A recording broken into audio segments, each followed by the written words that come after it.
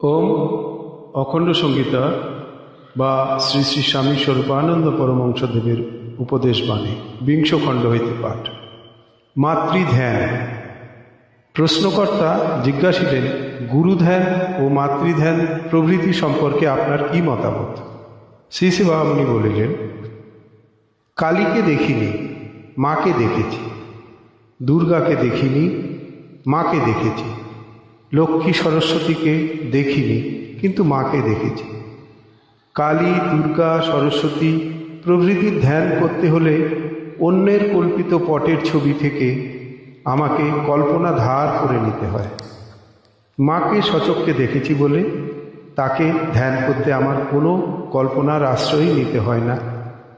যা প্রত্যক্ষ করেছি তাকেই মাত্র পুনঃ স্মরণ করতে হয়।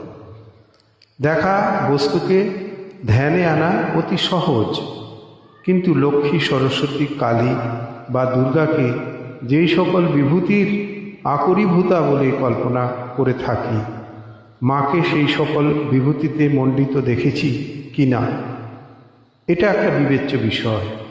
সুতরাং তার ধ্যান করার সময় আকারগতভাবে না হোক, গুণগতভাবে আমাকে কতগুলো কল্পনার আশ্রয় নিতে হয়। তাতে যদি সফল হই তাহলে ধ্যান জমতে দেরি হওয়ার কথা নয়।